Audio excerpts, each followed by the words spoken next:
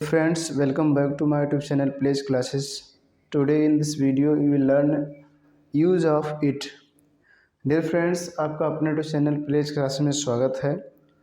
आज के video lecture में आप यूज ऑफ इट के प्रयोग के सीखेंगे कि इट का प्रयोग कहाँ कहाँ करना है और किन किन स्थितियों में इट का प्रयोग किया जाएगा। तो डियर फ्रेंड्स, जैसे कि मैंने अभी आपको बताया कि आज के वीडियो लेक्चर में आप सीखने वाले हैं इट का प्रयोग। इट का प्रयोग कब करें, कैसे करें और किन किन सेंस में इट का प्रयोग करेंगे। तो डियर फ्रेंड्स, मैंने आपके सामने कुछ पॉइंट को नोट किया है। इन पॉइंटों में इट का यूज किया जाता है। अगर आप इस वीडियो को अंत तक देखते हैं तो निश्चित है कि आज के बाद आपको इट के प्रयोग को लेकर किसी प्रकार की कोई समस्या नहीं होगी। तो जैसे कि स्क्रीन पर आपको दिख रहा है, मैंने 6 पॉइंट नोट किया है। 6 पॉइंट में इट का यूज किया जाता है। तो देखिए, पहला पॉइंट आपके सामने है यह, ये, वह, वो के अर्थ में। जब किसी सेंटेंस का सब्जेक्ट, ध्यान दीजिएगा, जब किसी सेंटेंस का सब्जेक्ट यह, ये, वह, वो हो तो इट का यूज एज अ सब्जेक्ट के रूप में करते हैं। एज अ सब्जेक्ट के रूप में, ध्यान दीजिएगा, एज अ सब्जेक्ट के रूप में इट का यूज करते हैं और इस समय इसका अर्थ यह, ये, वह, वो होता है। ठीक। दूसरी पॉइंट आपके सामने है समय के लिए। जब आपको समय बताना हो, समय, कहीं भी समय की बात होगी, समय बताना हो या पूछना हो तो वहाँ पर आप इट का यूज करेंगे एज अ सब्जेक्ट के रूप में। लेकिन यहाँ जो इट का यूज होगा उसका कोई मीनिंग नहीं होगा। अर्थात यहाँ पर जो इट होगा एक डमी सब्जेक्ट होगा, एक एम्पटी सब्जेक्ट होगा, एक इंट्रोडक्टरी सब्जेक्ट होगा। यहाँ पर इट का कोई अर्थ नहीं होगा। इसको बेहतर समझने के लिए आप इस वीडियो को अंत तक देखिए, अभी आपके सारे डाउट क्लियर हो जाएंगे। ठीक। डियर फ्रेंड्स, अगला टॉपिक आपके सामने है दिन, महीना, तारीख। दिन, महीना, तारीख की बात होगी तो आप उसके लिए इट का यूज करेंगे, लेकिन यहाँ भी इट का कोई अर्थ नहीं होगा। अर्थात केवल यह, ये, वह, वो के लिए इट का जब यूज किया जाएगा तो इट का अर्थ ये होंगे, अन्यथा नहीं होंगे। सभी में इट का यूज एज अ सब्जेक्ट के रूप में होगा, लेकिन केवल इसी टॉपिक में इट का यूज, इट का अर्थ यह, ये, वह, वो होगा। शेष और टॉपिकों में इट का कोई मीनिंग नहीं होगा। इट एक एम्पटी, डमी या इंट्रोडक्टरी सब्जेक्ट के रूप में प्रयोग किया जाता है। ठीक। इन टॉपिकों को और बेहतर समझने के लिए मैंने आपके सामने सेंटेंस को लिखा हुआ है। अभी आप उन सेंटेंस को देखेंगे तो उसके बाद आपके सारे डाउट क्लियर हो जाएंगे। अगला है डियर फ्रेंड्स 4 है आपका, 4 पॉइंट है मौसम, ऋतु, प्राकृतिक घटना की बात होगी तो इट का यूज करेंगे एज अ सब्जेक्ट के रूप में।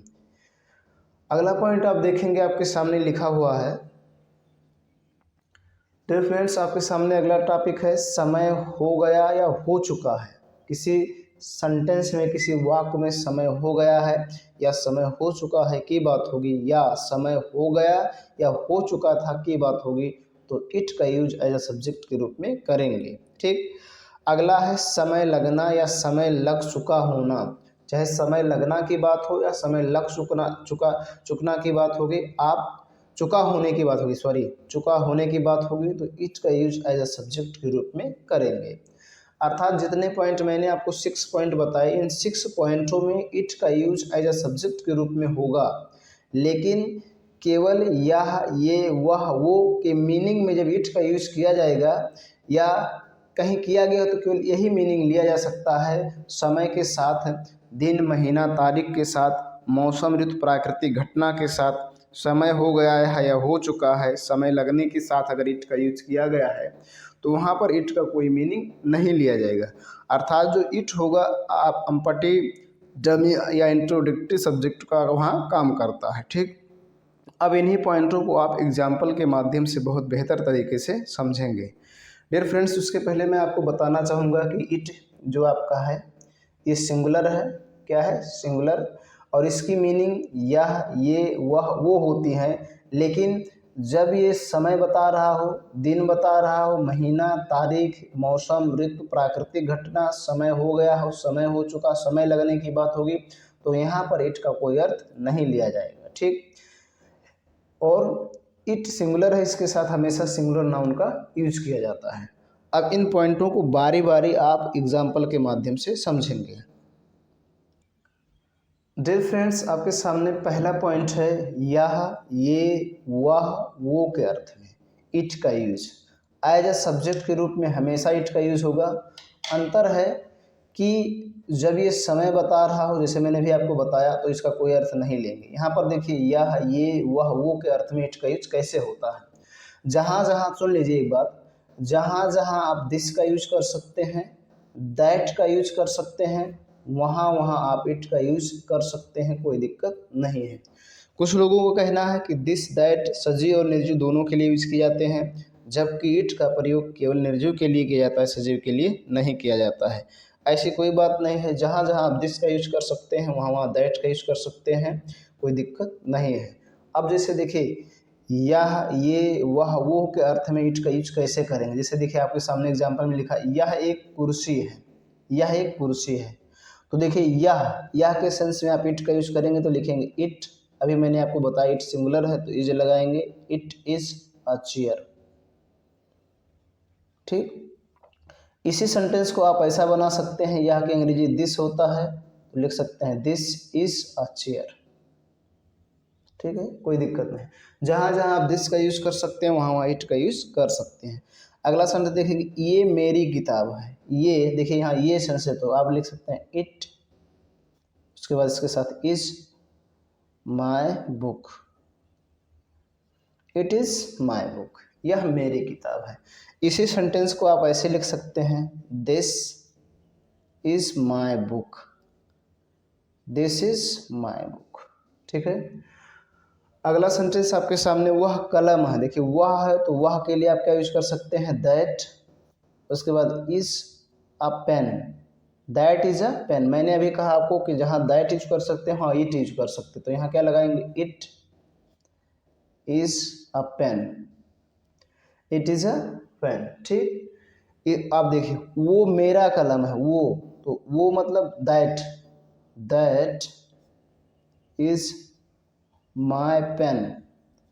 अब यहाँ जहाँ दैट लगा है वहाँ इट लगा सकते हैं, तो क्या लगाएंगे, इट इज माई पेन। ठीक, तो डियर फ्रेंड्स, इस प्रकार से आप इट का यूज कर सकते हैं यह, ये, वह, वो के अर्थ में।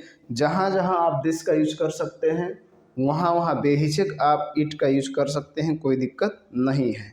तो ये पहली पॉइंट थी कि यह, ये, वह, वो के अर्थ में इट का यूज। अब दूसरी पॉइंट समझेंगे समय के लिए। जब समय बताना हो तो कैसे इट का यूज करेंगे। डियर फ्रेंड्स, आपके सामने दूसरा पॉइंट है समय के लिए। समय बताना हो, जैसे अभी 3 बजे हैं, 10:30 बजे हैं, 2:15 हो गए हैं, 3 बजने में 10 मिनट बाकी है, 5 बजने में 15 मिनट कम है। इस प्रकार से अगर आपको समय बताना हो तो इट का यूज करेंगे एज अ सब्जेक्ट के रूप में। लेकिन यहाँ पर इट का यूज अर्थ कोई नहीं होता, यह, ये, वह, वो, कोई अर्थ नहीं निकला। इट का शाब्दिक अर्थ यह, ये, वह, वो होता है। ठीक, लेकिन ऐसे स्थितियों में जब समय बताने की बात होगी तो इट की कोई अर्थ नहीं होती है, लेकिन इट का यूज एज अ सब्जेक्ट के रूप में किया जाता है।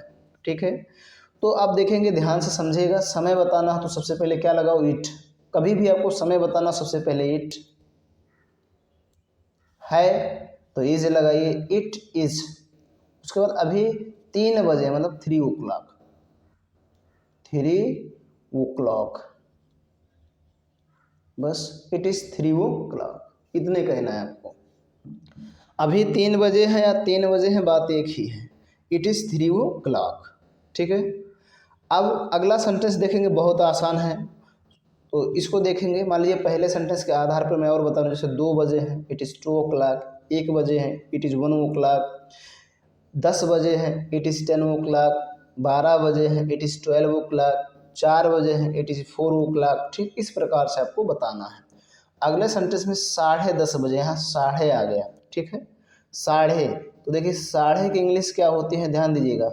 साढ़े की इंग्लिश होती है हाफ। क्या होती है, हाफ। ठीक, ठीक है, ध्यान दीजिएगा, साढ़े की इंग्लिश हाफ। और देखिएगा पौने, पौने की इंग्लिश होती है क्वार्टर, क्या होती है? क्वार्टर। और सवा की इंग्लिश भी होती है क्वार्टर, ठीक है। अब इसको समझ लीजिएगा कैसे होता है। जब देखिए 10:30 बजे, मतलब जब 10:30 हो जाता, मतलब 10:30 हो जाता तो उसे 10:30 कहा जाता है, ठीक है, ध्यान दीजिएगा। मतलब 10 पूरा हो जाता और 30 मिनट अधिक हो जाता है, तब उसे 10:30 कहा जाता है।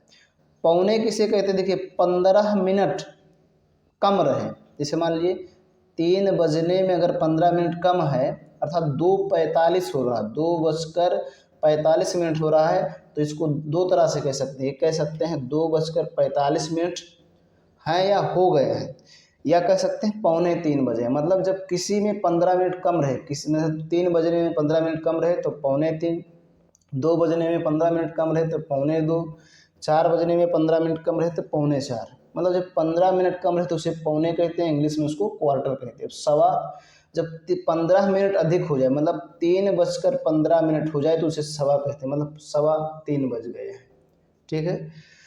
जब 15 मिनट अधिक हो जाएगा तो उसे सवा कहेंगे, 15 मिनट कम रहेगा तो उसे पौने कहेंगे। ध्यान से समझिएगा, 15 मिनट कम रहे तो पौने, 15 मिनट अधिक हो जाए तो सवा, और 30 मिनट अधिक हो जाए तो उसे साढ़े कहते हैं, ठीक है।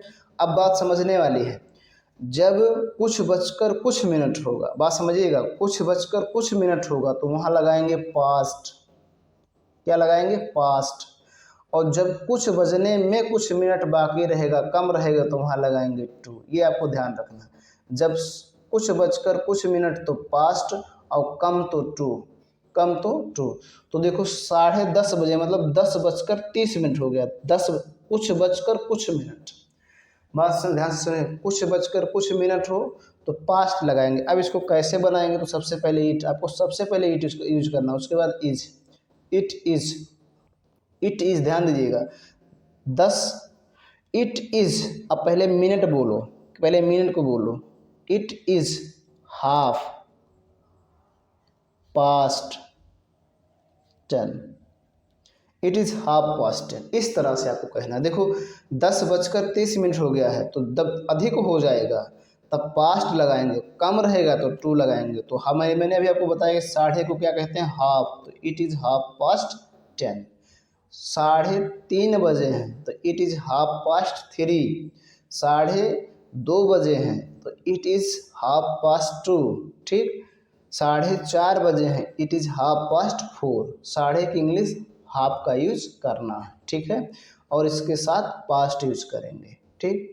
इस तरह आपको याद रखना है कि जब समय अधिक होगा तो पास्ट और कम रहेगा तो टू। अब अगला सेंटेंस ध्यान से समझिए, 2:15 हो गए हैं, 2:15 हो गए।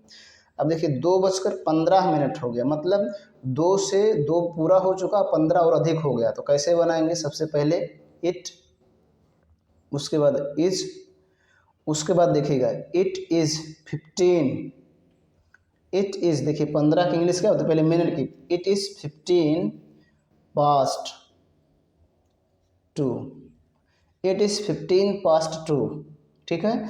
2:15 हो गए, मतलब 15 मिनट ज़्यादा हो गया तो पास्ट यूज करेंगे। देखो इसी सेंटेंस को ऐसे बना सकते हैं, ऐसा, इट इज़, मैंने भी कहा 15 मिनट को क्या कहते हैं?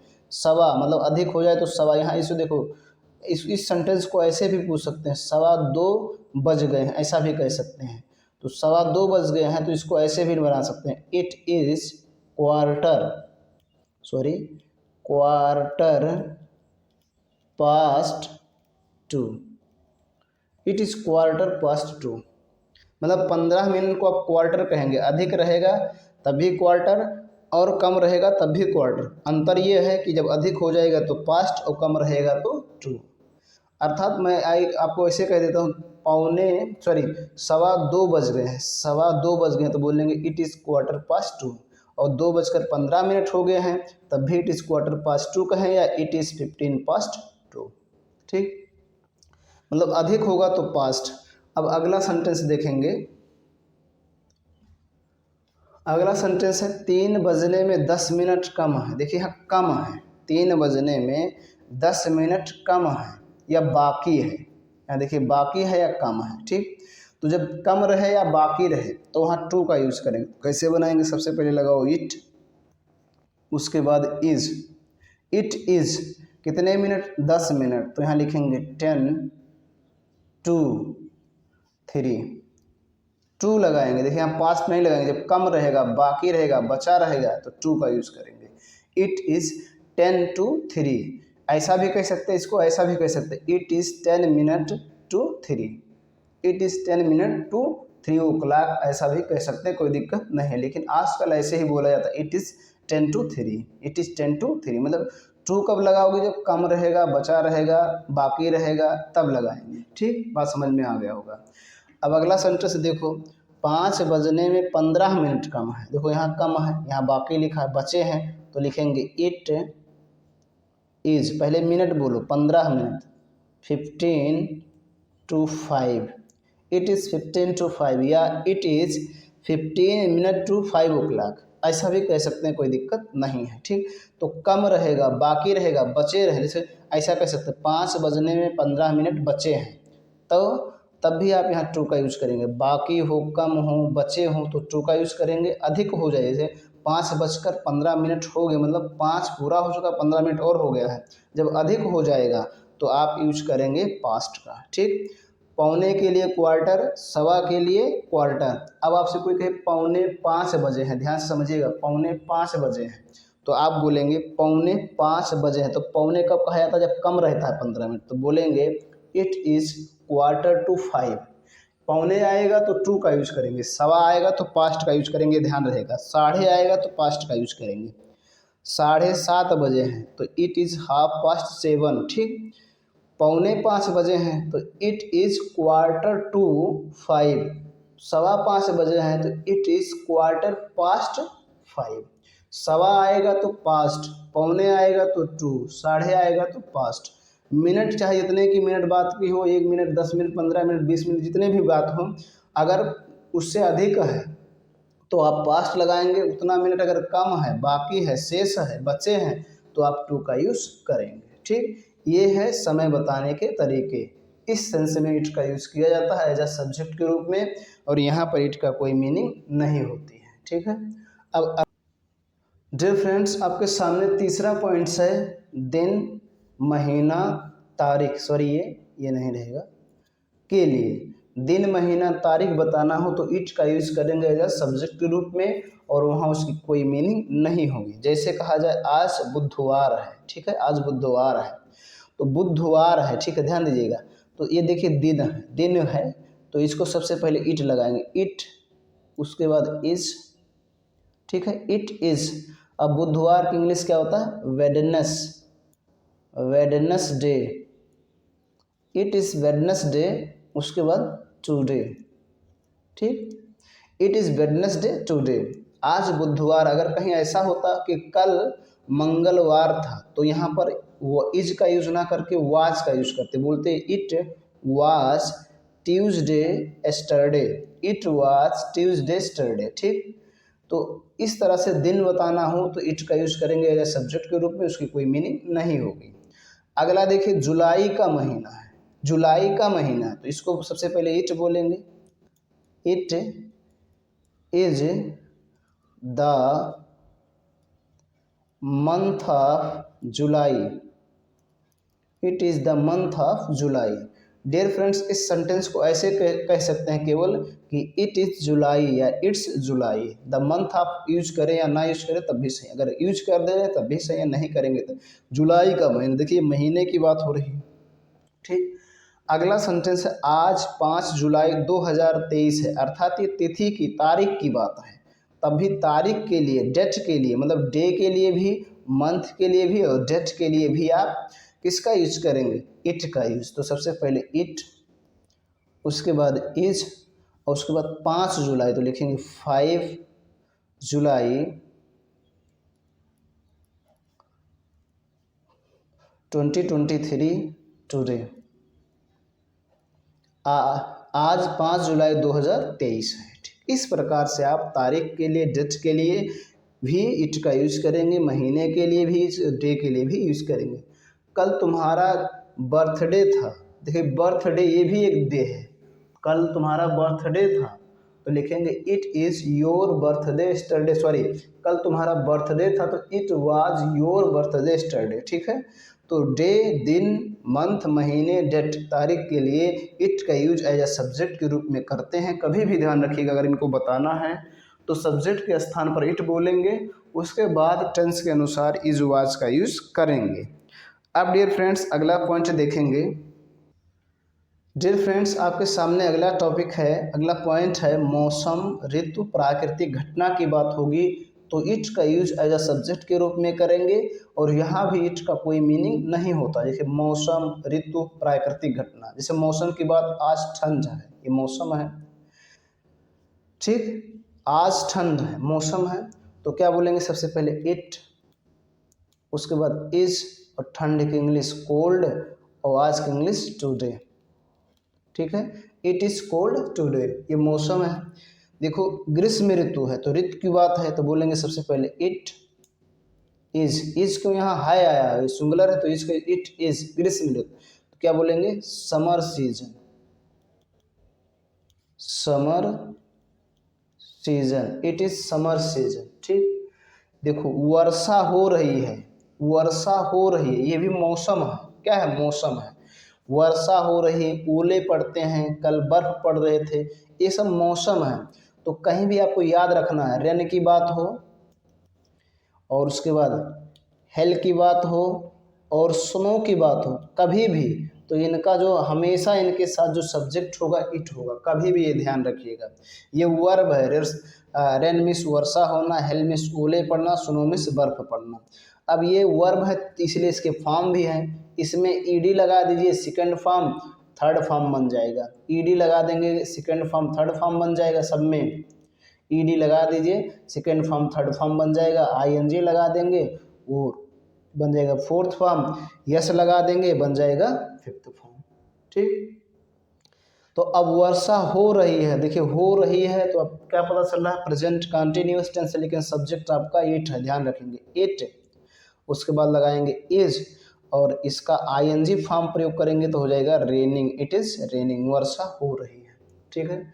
अगला ओले पड़ते हैं, पड़ते हैं ते हैं तो प्रेजेंट इंडेफिनिट टेंस, तो सबसे पहले इट लगाओ और ओले पड़ने का मैंने क्या बताया हेल, और उसमें यस लगा दीजिए हेल्स, इट हेल्स, ठीक। अगला सेंटेंस देखेंगे, ये मौसम है, कभी भी रेन हेल स्नो की बात होगी तो आप इट का यूज एज अ सब्जेक्ट के रूप में करेंगे, ठीक। कल बर्फ पड़ रहे थे, ठीक है, तो सबसे पहले इट, पड़ रहे थे तो past continuous tense was, it was, बर्फ पड़ना का स्नो, उसमें आईएनजी लगा देंगे स्नोइंग, और उसके बाद एस्टरडे।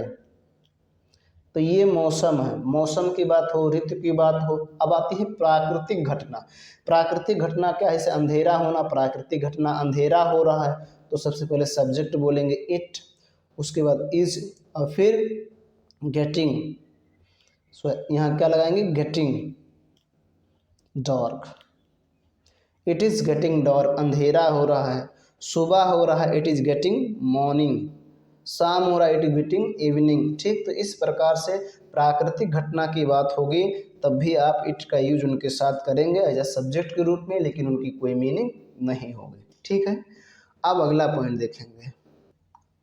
डियर फ्रेंड्स आपके सामने अगला पॉइंट है, पांचवा पॉइंट है समय हो गया या हो चुका है, या समय हो गया था या हो चुका था। देखिए समय हो गया या हो चुका है जब भी बात होगी तो आप यूज करेंगे हैज़ बीन, क्या यूज करेंगे हैज़ बीन, क्यों, क्योंकि इट सिंगुलर है उसके साथ हैज़ बीन ही होगा, हैव बीन का यूज नहीं होगा। समय हो गया या हो चुका था तो आप यूज करेंगे हैड बीन, ये आपको ध्यान रखना है। हो गया है अंत में है शब्द मिलेगा तो हैज़ बीन, था थी थे मिलेगा तो हैड बीन। अब जैसे मैंने आपके सामने एग्जाम्पल में लिखा 2 दिन हो गए हैं, देखिए हैं, तो सबसे पहले आपको इट का यूज एज सब्जेक्ट के रूप में करना है तो इट, उसके बाद हैज़ बीन, ठीक है, इट हैज़ बीन, हो गए हैं 2 दिन, 2 डेज, 2 डेज, ठीक, बहुत ही आसान है, इट हैज़ बीन 2 डेज। समय हो गया है या हो चुका है तो हैज़ बीन का यूज करेंगे, ठीक है। आगे देखो 5 साल हो चुके हैं, देखिए हो चुके हैं तो सबसे पहले इट, उसके बाद has been, it has been क्या 5 years। ठीक है।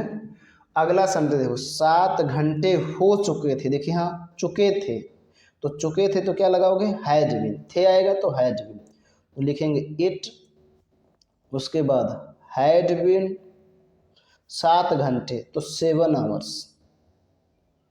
It had been 7 hours। ठीक है। अगला देखो 4 दिन हो गए थे, गए थे आया तो आप क्या यूज करेंगे, सबसे पहले इट तो आपको लगाना ही है लेकिन इसके साथ लगाना है हैड बीन। ठीक, इट हैड बीन 4 दिन तो 4 days। ठीक है। अब इसी में मान लीजिए ऐसे सेंटेंसों में एक और बढ़ा देते हैं, मुझे 2 दिन हो गए, मुझे 2 दिन हो गए, तो यहाँ टू बोलेंगे to me, it has been 2 days to me, it has been 2 days to me. उसे 5 साल हो चुके हैं तो it has been 5 years to him. हमें 7 घंटे हो चुके थे, it had been 7 hours to us. उन्हें 4 दिन हो गए थे, it had been 4 days to them. ठीक है। तो मुझे तो टू हिम, उसे सॉरी मुझे तो टू मी, उसे तो टू हिम, हमें तो टू अस, उन्हें तो टू देम। इस प्रकार से आप आगे यूज कर सकते हैं, कोई दिक्कत नहीं है। ठीक।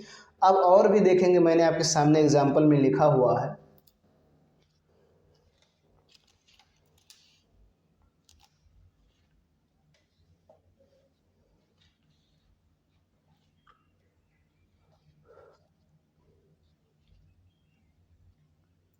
डियर फ्रेंड्स देखेंगे अगला एग्जाम्पल आपके सामने है, मुझे खाते हुए 2 घंटे हो चुका है। खाते हुए आप ध्यान से समझेंगे, जहाँ ते हुए आए, ते हुए, वहाँ वर्ब के फर्स्ट फॉर्म में आपको आईएनजी लगा कर यूज कर देना है। ठीक है। जहाँ ते हुए, जैसे मुझे खाते हुए 2 घंटे हो चुका है, पहले इतने बनाओ, 2 घंटा हो चुका है तो क्या बोलेंगे, इट हैज़ बीन 2 hours, 2 घंटा हो चुका है, इतना बना लिए। मैंने आपको आगे से कहा था मुझे 2 घंटा हो चुका, to me, it has been 2 hours to me, मुझे 2 घंटे हो चुका है खाते हुए, तो क्या हो जाएगा, मैंने कहा ते हुए आए तो उसमें आईएनजी लगा दिए, eating, it has been 2 hours to me eating. ठीक।